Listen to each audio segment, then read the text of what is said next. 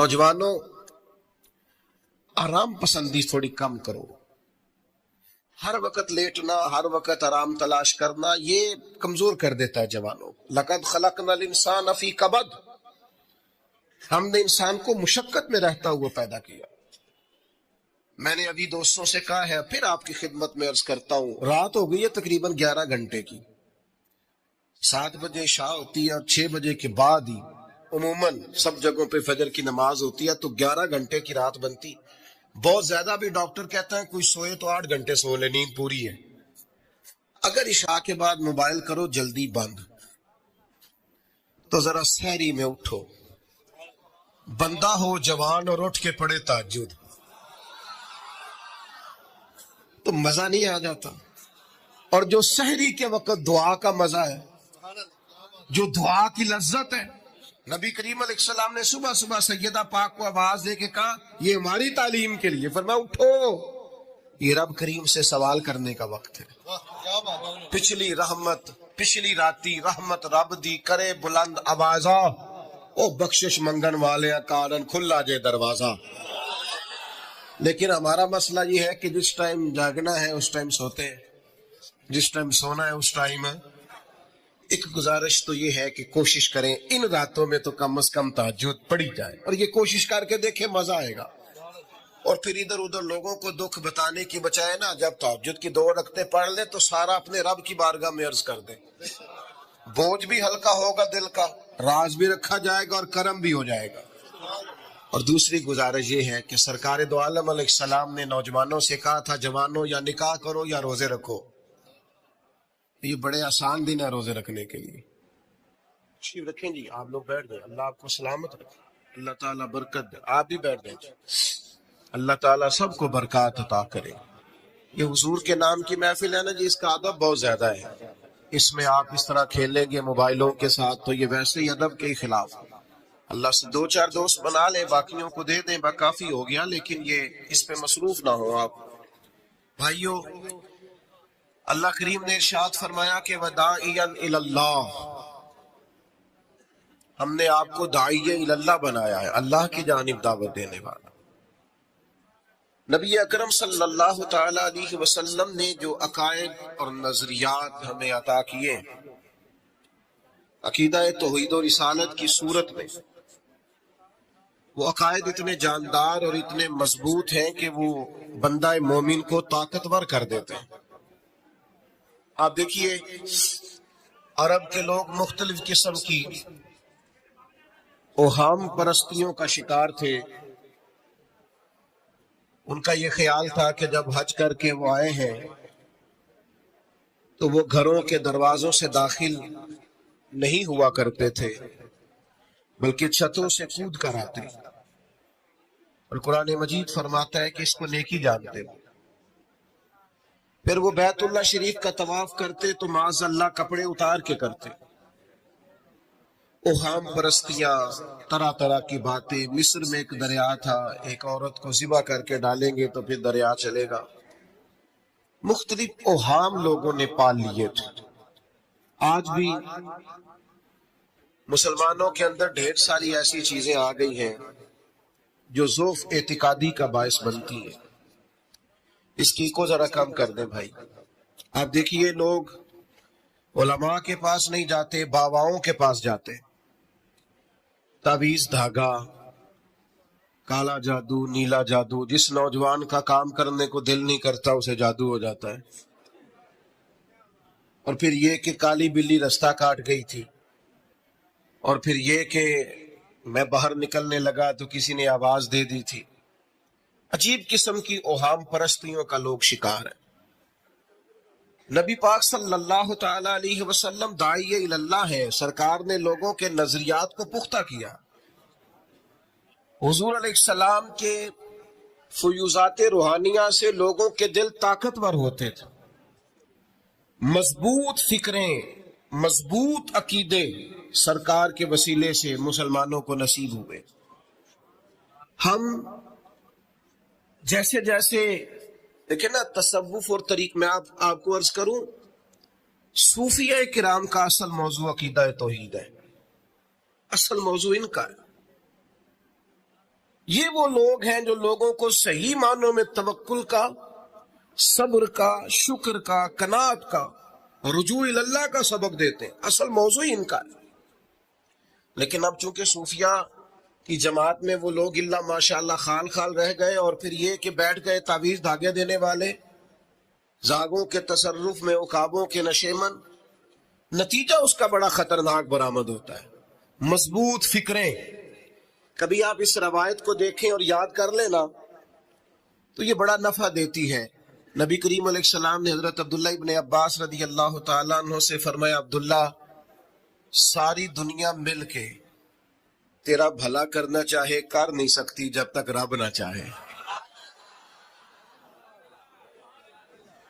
اور فرمایا سارے دنیا دار مل کے تیرا کچھ بگاڑنا چاہے بگاڑ نہیں سکتے جب تک رب نہ. چھوڑ دے بیٹا، جب تک اللہ نہ چاہے. تو پھر رجوع تو اللہ کی جانب کرنا چاہیے. نبی اکرم صلی اللہ تعالی علیہ وسلم نے اپنی امت کو توانائی اس بات سے دی کہ اللہ ہمارے ساتھ ہے. آپ دیکھیے فکری تندرستی کتنی زیادہ ہے کہ 1000 کے مقابلے میں 313 لوگ ہیں. نہ اسلحہ پورا ہے، نہ گھوڑے پورے ہیں، نہ خوراک پوری ہے، لیکن وہ میدانوں میں اس طرح لڑے ہیں کہ 1000 کو بھاگنے پر مجبور کر دیا.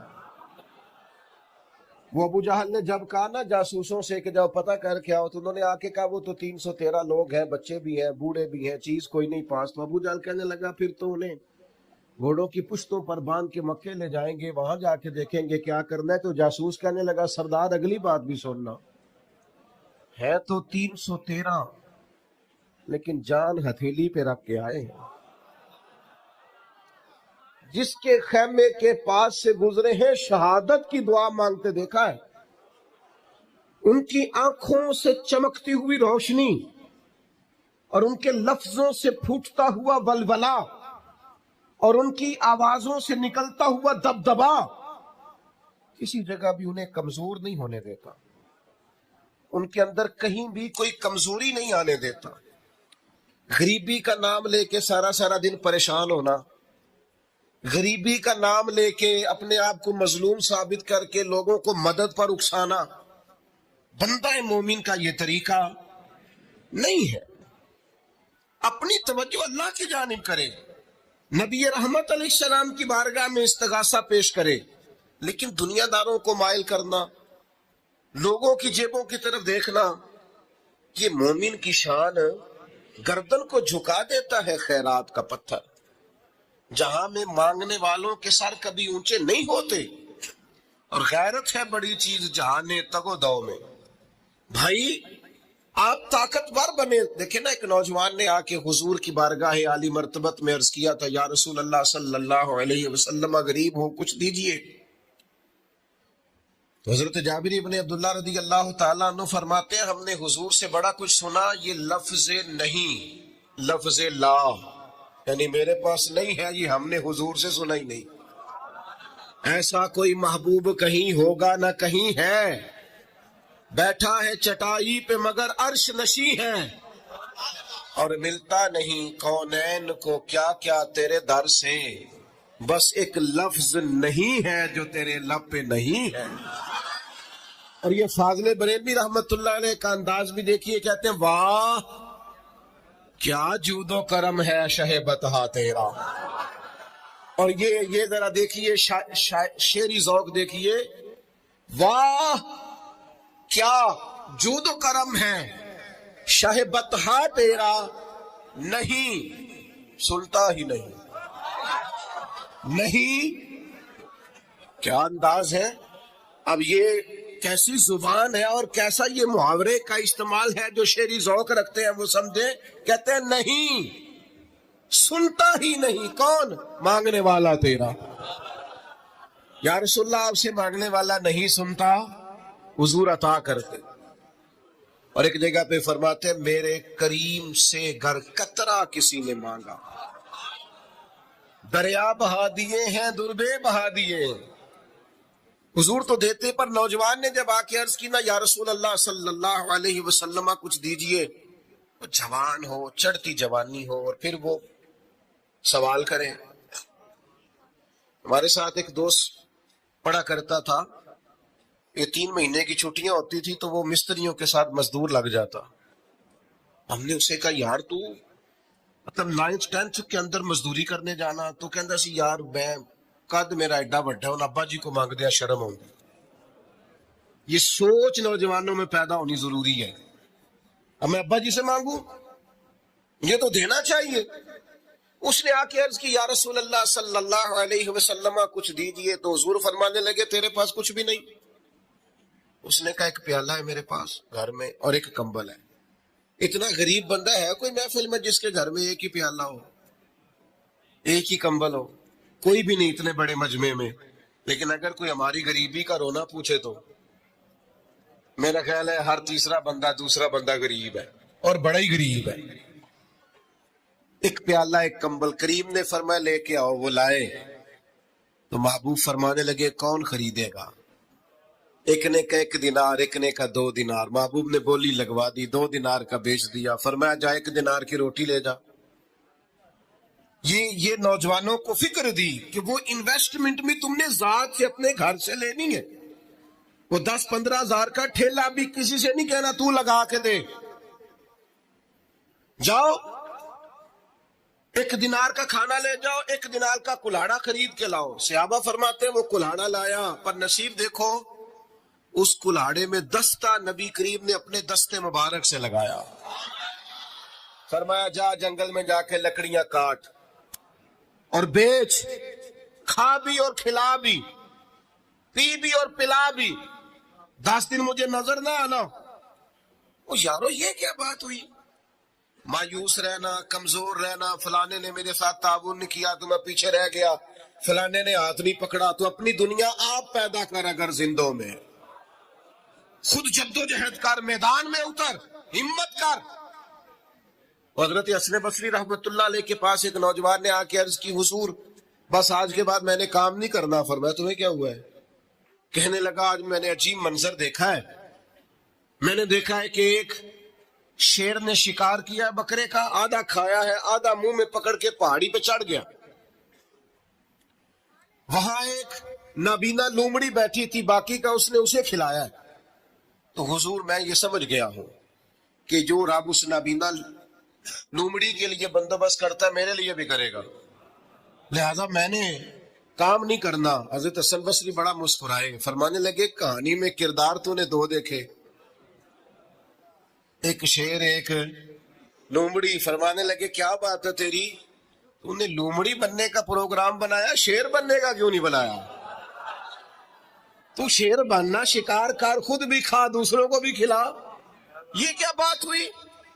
امت کے جوان فائلیں لیے دفتروں کے چکر لگاتے اور اپنی بغل میں کاغذات لیے امبیسیوں کے پھیرے کاٹتے اور ایجنٹوں سے سوال کرتے کہ مجھے ملک سے باہر جانا ہے، کیا طریقہ ہے؟ یہاں رہ کے بھی محنت ہو سکتی ہے، اپنی مٹی پہ چلنے کا سلیقہ سیکھو. سنگ مرمر پہ چلو گے تو پھسل جاؤ گے. دوستو سنو، میرے کریم نے فرمایا جا لکڑیاں. ایک پیشہ برا ہے میرے بھائیوں، ایک پیشہ، وہ ہے کسی کے آگے ہاتھ پھیلانا.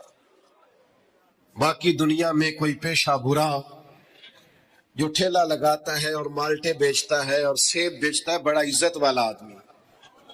یہ شارٹ کٹ چھوڑ دو، دوسروں پہ بھروسہ کرنا چھوڑ دو.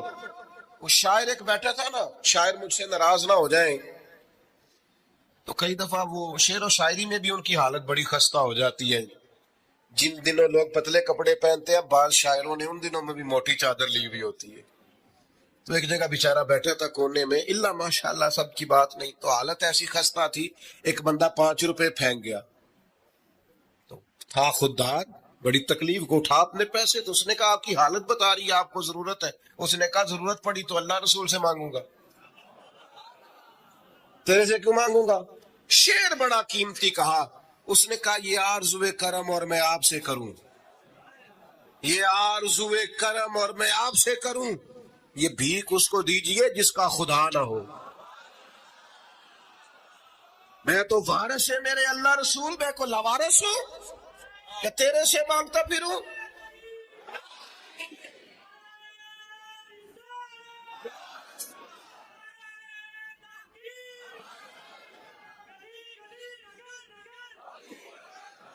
ماشاءاللہ ماشاءاللہ.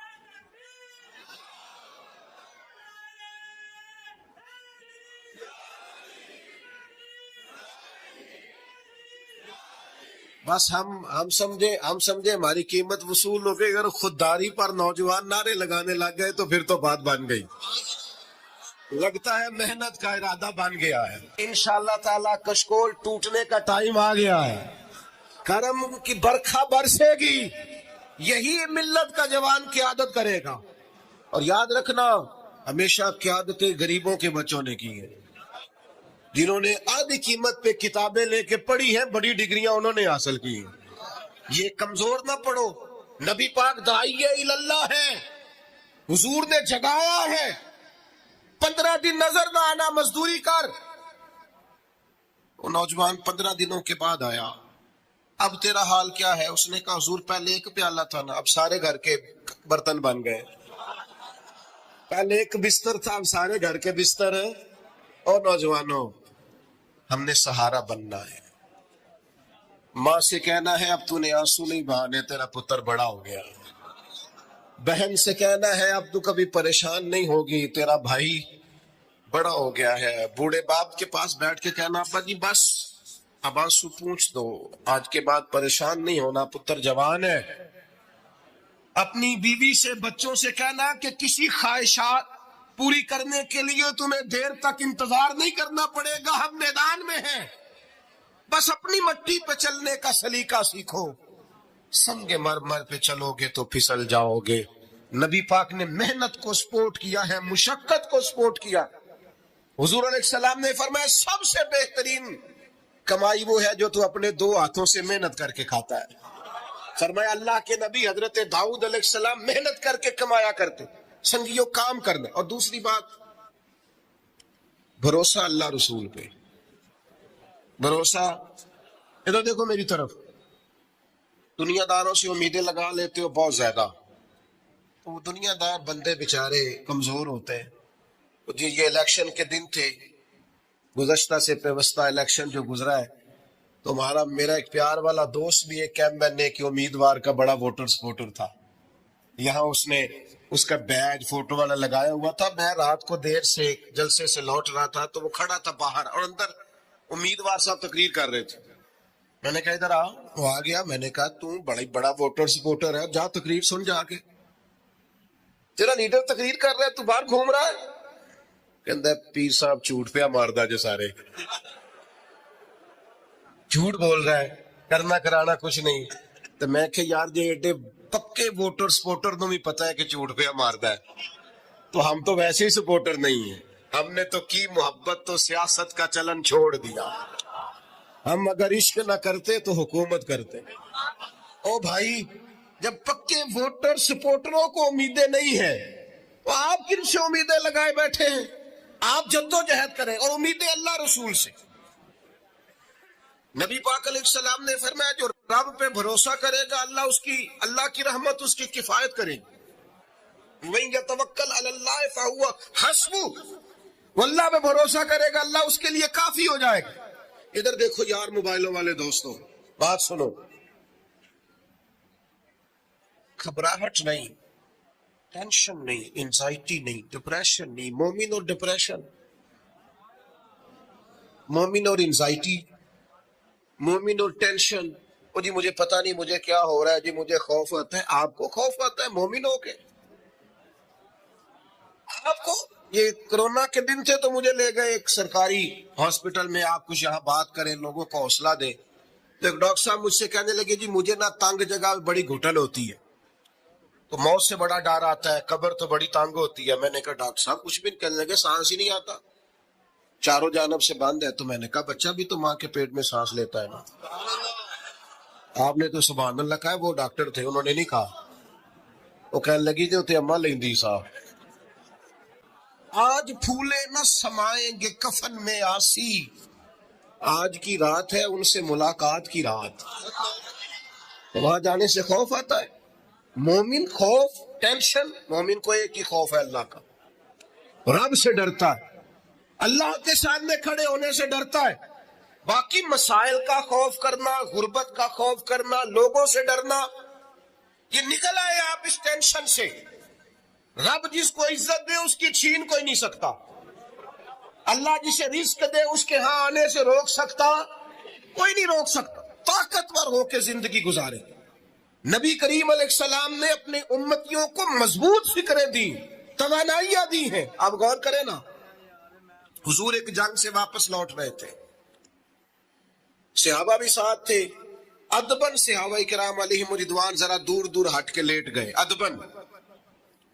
یہ بھی میرے دوست نے سیدنا صدیق اکبر کے نام کا نعرہ لگایا نا، دن بھی سیدنا صدیق اکبر کے. بس میں اس وقت عنوان ان کا نہیں ہے، اتنی بات کرتا ہوں کہ دنیا میں ایک فلسفہ بیان ہوتا ہے کہ جو زیادہ قریب رہتے ہیں وہ زیادہ ادب نہیں کرتے. اور یہ کوئی غلط بات نہیں، ایسا ہوتا ہے اکثر. جو زیادہ قریب ہوتے ہیں وہ زیادہ مؤدب. لیکن حضرت صدیق اکبر کا کمال یہ ہے، انہوں نے دنیا کے سارے فلسفے ہی غلط کر دیے. قریب بھی سب سے زیادہ وہی تھے اور ادب والے بھی سب سے زیادہ وہی تھے. فلسفہ ہی غلط قرار دے دیا. لوگوں کو بتایا کہ محبت رسول کی باری آئے تو فلسفے بدل جایا کرتے ہیں. قرب بھی سب سے زیادہ ہے اور ادب بھی سب سے زیادہ ہے. بس بیاں ہو کس زبان سے مرتبہ صدیق اکبر کا کہ محبوب خدا محبوب ہے صدیق اکبر کا. اور لٹایا راہ حق میں گھر کئی بار اس محبت سے کہ لٹ لٹ کر حسن گھر بن گیا صدیق اکبر کا. لٹ لٹ کے حسن گھر بن گیا صدیق اکبر. تو صحابہ ادبن ذرا سرکار سے تھوڑا سا سائیڈ پہ ہو کے لیٹ گئے. نبی کریم علیہ السلام نے اپنی تلوار درخت کی ٹہنی سے لٹکائی اور کریم بھی آرام فرما ہوئے. اچانک ایک کافر آیا، اس نے تلوار سرکار کی نکال لی. دیکھا حضور اکیلے اور پاس اسلحہ بھی نہیں ہے، تو حضور پر تلوار تان کے کہنے لگا اب آپ کو مجھ سے کون بچائے گا. نہیں، آپ زیادہ توجہ کریں بات پر. کون بچائے گا؟ یعنی آپ یوں سمجھ لیں کہ بندہ گھر میں سویا ہوا ہو تو اچانک اسے آواز آئے کہ چھت پہ کچھ چل رہا ہے. آپ کو اپنی مثال دے رہا ہوں، آپ کو اپنے آپ کو سمجھانے کے لیے، وہاں کے لیے نہیں. پتہ چلے نا چھت پہ کچھ چل رہا ہے تو بہت سارے لوگ ایسے ہوتے ہیں ان کے تکیے کے نیچے سے موبائل بھی نہیں نکلتا، اتنا ڈر جاتے ہیں، بالکل پریشر کے نیچے آ جاتے ہیں. یعنی ڈاکٹر نے کہہ دیا جی آپ کی رپورٹیں بتاتی ہیں کہ مشکل ہے آپ بچیں، تو کچھ تو ڈاکٹر کی بات سن کے فوت ہو جاتے ہیں، اور کچھ کہتے ہیں تیری رپورٹیں ٹھیک ہوں گی پر ہوگا وہ جو میرا رب چاہے گا. یہ طاقت سرکار نے دی ہے اپنے غلاموں کو. اس نے تلوار اٹھائی، کہنے لگا آپ کو کون بچائے گا. تو محبوب کے چہرے پہ اطمینان. اور وہ جو اللہ نے میرے محبوب علیہ السلام کو روب دیا، محبوب اسی حالت میں زیر لب مسکرائے اور فرمایا مجھے کون بچائے گا، مجھے میرا اللہ بچائے گا. اس میں بڑی طاقت ہے، اس لفظ میں بڑی طاقت ہے. کہ مشکل آئے تو تعلقات نہ لڑایا کرو، وہ فائلوں میں رکھے کارڈ نہ نکالا کرو کہ فلانے کو فون کرتا ہوں. کبھی بھی مشکل آئے تو سب سے پہلے مصلی بچھایا کرو، اللہ کے حضور حاضری دیا کرو، طاقتور ہو جاؤ. نبی کریم علیہ السلام نے فرمایا مجھے میرا اللہ بچائے گا. بس یہ لفظ کہے وہ کانپا. تلوار گری، کریم مسکرائے، تلوار اٹھائی، فرمایا لو بھی مجھے تو اللہ نے بچا لیا، تو بتا تجھے کون بچائے گا. تو وہ کہنے لگا میں نے سنا ہے آپ معاف کر دیا کرتے ہیں. تو فرمایا جا میں نے معاف کیا، دیر والی تو بات ہی کوئی نہیں. اللہ بچائے، کتنی بڑی بھی مشکل آ جائے، کچھ بھی ہو جائے، مجھے میرا اللہ بچائے گا. میرے عزیزوں، طاقتور زندگی گزارنی ہے. میں نے زیادہ باتیں نہیں کرنی، تھوڑی تقریر کرنے والا آدمی ہوں، سمیٹنے کی طرف آ رہا ہوں. اپنی زندگی میں اپنے افکار و نظریات میں کبھی بھی کسی قسم کی بھی کمزوری پیدا نہ کریں. نبی اکرم صلی اللہ تعالی علیہ وسلم نے اپنے غلاموں کو تازہ دم رکھا ہے، ان کو فکری توانائیاں عطا کی ہیں. بس ہم نہ آہستہ آہستہ اتنے کمزور ہو گئے کہ ہم ضعف اعتقادی کی طرف چلے گئے. اس کی جو سب سے بڑی وجہ ہے وہ یہ ہے کہ سوچ بڑی محدود ہے، اپنے گھر تک، اپنے محلے تک، اپنے کمائی تک، اپنے مکان تک محدود ہو کے رہ گئے۔ اس محدود سوچ سے باہر آئیں۔ نبی کریم علیہ السلام نے فرمایا میں خلق کا رسول بن کے آیا ہوں، مخلوق کا رسول ہوں میں۔ یعنی نبی اکرم علیہ السلام کی امت دعوت میں تو سارے انسان شامل ہیں نا۔ محبوب نے کہا میں خلق کا رسول ہوں۔ جب بھی سرکار نے بات کی عالمی سطح کی بات کی، جب بھی۔ یہ اسلام جو ہے یہ حدود و قیود میں بند نہیں۔ اقبال کہتے ہیں بازو تیرا توحید کی قوت سے قوی ہے۔ تو جناب ہمارے وطن کا نام کیا ہے؟ اسلام تیرا دیس ہے، اسلام تیرا، اقبال کہتے ہیں بازو تیرا توحید کی قوت سے قوی ہے، اسلام تیرا دیس ہے تو مصطفی ہے۔ اسلام تیرا دیس۔ آپ کی سوچ بڑی ہونی چاہیے، وسیع سوچ۔ آپ کو پتہ ہے تجارت کو سرکار نے پسند کیا، کیوں؟ تجارت سے زیادہ مواقع، جب آپ کارخانہ لگاتے ہیں نا تو بہت سارے لوگوں کا روزگار اس سے وابستہ ہوتا ہے، اس سے وسعت پیدا ہوتی ہے سوسائٹی میں، معاشرے میں۔ آپ مت سمجھیں میں تاجروں کی سپورٹ نہیں کرتا، لیکن میں آپ کو یہ بات تجربے کی روشنی میں اور اپنی سمجھ بوجھ کے مطابق عرض کر رہا ہوں کہ جب تاجر مارکیٹ کے اندر انڈسٹری لگاتا ہے تو وہ صرف تاجر کوئی نفع نہیں ہوتا، اس سے بہت سارے لوگ جڑتے ہیں اور بے روزگاری کا خاتمہ ہوتا ہے، اس کے نتائج قوم کے حق میں اچھے نکلتے۔ تو عالمی سوچ، قومی سوچ پیدا کرے، محدود سوچیں۔ وہ بڑا دیکھیں نا، یہ ایک حدیث میری طرف توجہ ہے آپ کی، یہ دیکھیں یہ ایک حدیث کتنا عالمی کرتی ہے بندے کو۔ نبی پاک علیہ الصلوۃ والسلام نے فرمایا مومن وہ ہے جو اپنے لیے پسند کرے وہی اپنے بھائی کے لیے بھی پسند کرے۔ یہ ایک روایت اگر اس پر، اور یہ آتی بھی سب کو ہے، اگر سب کا اس پر عمل ہونے لگ جائے تو مجھے بتائیے کوئی چیز ملاوٹ والی بکے گی مارکیٹ میں؟ کوئی دھوکہ دے گا؟ کوئی ایسا کام جو غلط ہو؟ بیٹھ جائیں بیٹا، تشریف رکھیں سارے، اللہ آپ کو، وہ ایک اٹھیں گے تو پھر تو سارے اٹھ جائیں گے۔ مہربانی کریں، بس میری بات مکمل ہوگی، پیغام میں نے جو دینا تھا دے لیا، سمیٹ رہا ہوں بات کو۔ یاد رکھیے گا کہ عالمی سوچیں، قومی۔ آپ جب اپنے بھائیوں کے لیے بھی وہی پسند کریں گے جو خود پسند کر رہے ہیں تو سوسائٹی میں کتنا نکھار آئے۔ سرکار جب بھی بات کرتے تھے بڑی بات کرتے، داعیہ اللہ ہے نا، تو جب بھی بات کی عالمی۔ ایک سفر سے حضور واپس تشریف لائے، کئی دنوں کے بعد حضور تشریف لائے تو سفر کا اثر تھا، تھکاوٹ تھی وجود اطہر پر، بظاہر لباس مبارک پر بھی اثرات تھے سفر کے۔ سیدہ طیبہ طاہرہ حضرت سیدہ زہرا رضی اللہ تعالی عنہ، آپ نے جب دیکھا نا سرکار کی کیفیت کو تو آنکھوں میں آنسو آ گئے، تو عرض کرنے لگی، رو کے عرض کرنے لگی، یا رسول اللہ آپ دین کے لیے کتنی مشقت برداشت کرتے، کتنی آپ تکلیف اٹھاتے، آنسو بہائے۔ اب مجھے بتائیے ہمارا کوئی بچی بچہ ایسی بات کرے تو ہم کہتے ہیں تجھے تو ایک دو کا پتہ ہے، میرے تو بہت زیادہ ہے، تو کتاب کھول دیتے۔ جب کہا یا رسول اللہ آپ کتنی تکلیف اٹھاتے ہیں تو پتہ ہے نبی کریم نے کیا فرمایا؟ حضور فرمانے لگے فاطمہ آپ کے والد کو اللہ نے بڑے مقاصد کے لیے دنیا میں مبعوث فرمایا، بڑے مقاصد کے لیے دنیا میں مبعوث فرمایا ہے۔ فرمایا نہ کوئی گھر کچا بچے گا، نہ پکا بچے گا، نہ کوئی جھونپڑی بچے گی جہاں اللہ تعالی ہمارے دین کے پیغام کو پہنچا نہیں دے گا۔ تو جب بڑے مقاصد کے لیے نکلنا ہے تو پھر یہ صحبتیں تو چلیں گی، یہ آزمائشیں تو چلیں گی۔ میرے بھائیوں، وسیع الظرفی، وسیع القلبی، کشادہ سینہ، بڑا دل، بڑا حوصلہ، بڑی سوچیں، بڑے افکار اپنی زندگی میں پیدا کریں۔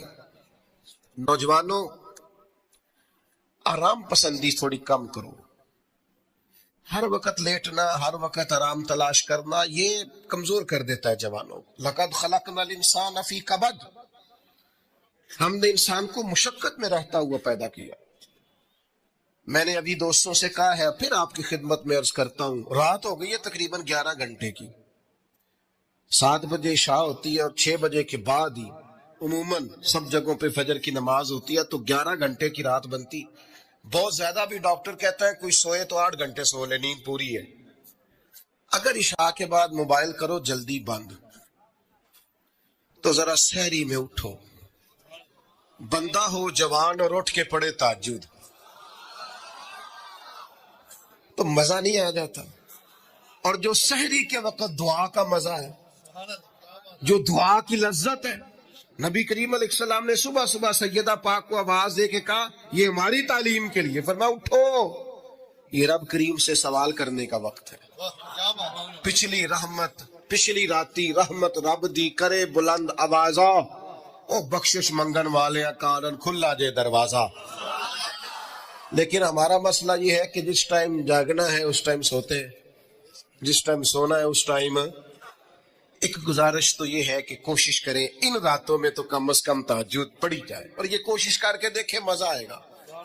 اور پھر ادھر ادھر لوگوں کو دکھ بتانے کی بجائے نا، جب تہجد کی 2 رکعتیں پڑھ لے تو سارا اپنے رب کی بارگاہ میں عرض کر دے، بوجھ بھی ہلکا ہوگا دل کا، راز بھی رکھا جائے گا اور کرم بھی ہو جائے گا۔ اور دوسری گزارش یہ ہے کہ سرکار دو عالم علیہ السلام نے نوجوانوں سے کہا تھا، جوانوں یا نکاح کرو یا روزے رکھو۔ یہ بڑے آسان دن ہے روزے رکھنے کے لیے، کم از کم پیر کا تو ضرور رکھے نا، ٹھنڈا وقت ہے، کچھ نہ کچھ وقت یہ آپ کو جو عبادت ہے یہ مضبوط کرے گی، دنیا داروں سے بے نیاز کرے گی۔ سب سے طاقتور وہ مومن ہوتا ہے جسے رب کو منانا آتا ہے، دعا ہتھیار ہے مومن کا، مسلح کے ساتھ وابستگی پیدا کریں، یہ باقی سارے چکروں سے باہر آ جائیں۔ مجھے ایک نوجوان نے کہا کہ یہ لوگ مشہور کیسے ہوتے ہیں؟ میں نے کہا ایک تو شہرت وہ ہے جو لوگ کشید کرتے ہیں، یہ لیے پھرتے ہیں بیچارے آج کل بہت سارے لوگ، جیسے بھی مشہور ہونا پڑے ہونا ہی ہونا ہے، یہ خطرناک ہے۔ ایک شہرت وہ ہے جو خدا اپنے فضل سے دیتا ہے، اللہ اپنے کون سی سیجعل لہم الرحمن ودا، فرمایا جو ایمان لانے کے بعد اچھے عمل کرے گا رحمان لوگوں کے دلوں میں محبت پیدا فرما دے۔ یہ خدائی ہے محبت، خدائی۔ تو یہ کشید نہ کرے، اللہ جو عطا کرے اس پر توجہ کریں۔ ایک تو میں نے آپ کی خدمت میں یہ بات عرض کی ہے کہ ہم نے کوشش کرنی ہے محنت کرنے کی، کسی دنیا دار کے ہاتھوں کی طرف دیکھنا، محنت کریں گے انشاءاللہ، کوشش کریں گے۔ اور دوسرا بھروسہ کرنا ہے رب رسول پہ، اور تیسرا ذہن رکھنا ہے ذرا وسیع قسم کا، محدود سوچیں پیدا نہیں کرنی۔ سب سے پہلے تو یہ سمجھ لیں کہ ان محافل کا مقصود کیا ہوتا ہے اور اس سے ہم عکس کیا کرنا چاہتے ہیں۔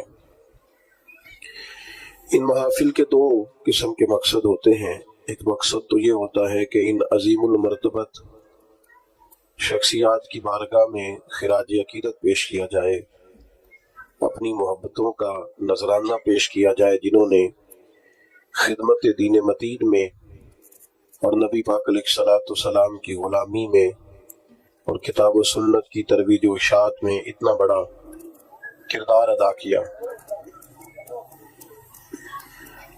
ان لوگوں کی خدمات کو خراج تحسین پیش کیا جائے۔ اور دوسرا اہم اور بڑا اور بنیادی مقصد یہ ہوتا ہے کہ الجھے خیالات، بکھری سوچیں، وسوسوں اندوزیوں اور انتشار کا یہ ماحول، اس میں ان پاک باز لوگوں کی مقدس سیرت مبارکہ کو سن کر، سمجھ کر، سیکھ کر اپنے روزمرہ کے معاملات ترتیب دینے کی کوشش کی جائے، تاکہ جو فکری انتشار امت کے اندر پیدا کرنے کی کوشش کی جا رہی ہے، امت مسلمہ ان نفوس قدسیہ کے ساتھ جڑ کے اپنے آپ کو دامن مصطفیٰ کریم صلی اللہ علیہ وسلم کے ساتھ کامل طور پر وابستہ کر سکے۔ حضرت ابوبکر صدیق رضی اللہ تعالیٰ عنہ ان خوش نصیب لوگوں میں سے ہیں جن کو سب سے پہلے حضور کے دامن پاک سے وابستہ ہونے کی سعادت نصیب ہوئی۔ 3 باتیں ان کے تعلق سے میں نے آپ کی خدمت میں عرض کرنی ہے۔ سب سے پہلی بات تو یہ ہے کہ اللہ تعالیٰ نے انہیں انتہائی مضبوط طاقتور اور توانا ایمان عطا فرمایا۔ قرآن مجید میں اللہ کریم نے فرمایا والذی جاء بالصدق وصدق بہ، ایک وہ شخصیت جو سچ لے کے تشریف لائی اور دوسری وہ جنہوں نے اس کی تصدیق کی۔ اولئک هم المتقون، یہی لوگ پرہیزگار ہیں، یہی لوگ متقی ہیں۔ حضرت مولا علی شیر خدا کرم اللہ تعالی وجہہ الکریم ارشاد فرماتے ہیں کہ یہاں سچ لے کے لانے والی شخصیت نبی پاک علیہ السلام کی ہے اور تصدیق کرنے والی ذات جناب ابوبکر صدیق کی ہے۔ حضرت ابوبکر صدیق رضی اللہ تعالیٰ عنہ نے فوراً اس سچ کی تصدیق کی جو حضور لے کر کے تشریف لائے۔ بہت سارے لوگ ایسے ہوتے ہیں جن کے شعور کی آنکھیں کھل جاتی ہیں، وہ ضمیر کی نہیں کھولتے۔ شعور تو ابو سفیان کا بھی بڑی جلدی بیدار ہو گیا تھا، لیکن بڑی دیر کے بعد جا کے انہوں نے کلمہ پڑھا رضی اللہ تعالی عنہ، بڑی جلدی پہچان گئے چیزوں۔ ابو جہل، ابو البختری، عتبہ، اتیبہ، شہبہ، بلکہ اخنس بن شریک سے جب ابو جہل نے کونے میں جا کے پوچھا اور اس نے ابو جہل سے پوچھا کہ تمہاری رائے کیا ہے، تو انہوں نے کہا رائے تو یہی ہے کہ حضور جو فرماتے ہیں حق اور سچ ہے۔ اس کا مطلب ہے شعور کی آنکھیں تو کھل گئی تھی۔ جب تنہائیوں میں یہ کہا کرتے تھے کہ کریم کی ہر بات سچ ہے، تو شعور تو بیدار ہو گیا تھا، لیکن ضمیر کو دبائے رکھا۔ ماشاءاللہ مفتی صاحب بھی تشریف لے آئے۔ ضمیر کو دبائے رکھا۔ حضرت ابوبکر صدیق رضی اللہ تعالیٰ عنہ کا کمال یہ ہے کہ جب ان کے شعور کی آنکھیں کھلی نہ کہ دین حق اور سچ ہے، پھر انہوں نے کسی اور طرف نہیں دیکھا، فوراً اپنے ضمیر کی آواز پہ لبیک کہا اور نبی پاک کا کلمہ پڑھ لیا۔ یہ بڑی انفرادیت ہے، اس کو سمجھیے گا۔ بہت سارے لوگوں کو شعوری طور پر سمجھ آ جاتی ہے حق اور سچ کیا ہے، لیکن وہ بیچارے ضمیر کو دبائے رکھتے ہیں، اپنے آپ کے ساتھ جنگ کرتے رہتے ہیں، حق کو قبول نہیں کرتے۔ حضرت صدیق اکبر کی زندگی کا یہ پہلا سبق کہ جب کسی کو پتہ چل جائے حق فلاں چیز ہے، تو پھر قرآن مجید کہتا ہے وَلَا تَلْبِسُوا الْحَقَّ بِالْبَاطِلِ وَتَكْتُمُوا الْحَقَّ وَأَنْتُمْ تَعْلَمُونَ، حق کو باطل سے نہ ملاؤ اور جان بوجھ کر حق نہ چھپاؤ۔ تم علم رکھتے ہو، جان بوجھ کے چھپا۔ تو جب پتہ چل گیا حق کیا ہے، درست کیا ہے، ٹھیک کیا ہے، پھر اسے قبول کیا جائے، پھر تردد نہ کیا جائے۔ یہ جرأت جناب صدیق اکبر نے پیدا کی، اور بڑے دلیر آدمی تھے حضرت صدیق اکبر، جنہیں پوری طرح سارے معاشرے سے لڑنے کا حوصلہ تھا، گھر میں بھی گھر کے باہر بھی۔ اللہ نے بعد میں توفیق دی، ان کی 4 نسلیں صحابی بنی ہیں، لیکن شروع میں یہ اعلان کرنا، ان کے والد سخت ناراض ہوا کرتے تھے بعض چیزوں سے، اور پھر قبیلے سے عوام لوگوں نے تو سمجھ لیا نیکیاں بھی شاید جمہوری ہوتی ہیں، سارے کریں گے تو میں بھی کروں گا، جی فلانا کام کوئی نہیں کر رہا میں کیوں کروں۔ نیکیاں جمہوری نہیں ہوتی، ملک جمہوری ہے، نیکیاں جمہوری نہیں ہوتی۔ نیکی تو نیکی ہوتی ہے، کوئی کرے نہ کرے ہم نے کرنی کرنی ہے۔ تو حضرت صدیق اکبر کا یہ پہلا اعزاز، اس کو سمجھے کہ انہوں نے دین حق کو قبول کیا، اور نبی پاک علیہ السلام نے اس بات کو بطور اعزاز کے بیان کیا ہے، بطور فضیلت کے۔ یہ ان کی انفرادیت کے طور پر نبی پاک نے اس کو بیان کیا۔ حضور علیہ السلام نے ارشاد فرمایا کہ میں نے جس کے سامنے بھی دین پیش کیا ہے اس نے تردد کیا۔ کچھ لوگوں نے دلیل مانگی، حضور کے پاس دلیلوں کی کمی تو نہیں، سرکار تو خود سراپا دلیل ہے۔ یا ایھا الناس قد جاءکم برہان من ربکم، اے لوگوں یہ محبوب تمہارے پاس رب کی دلیل بن کے آئے۔ کریم فرماتے ہیں جس کے سامنے بھی دین پیش کیا اس نے تردد کیا ہے۔ فرمایا یہ صرف میرے ابوبکر صدیق ہیں، میں نے دین پیش کیا ہے، لیٹ کی کوئی نہیں، فوراً ہی کلمہ پڑھ کے مسلمان ہو گئے۔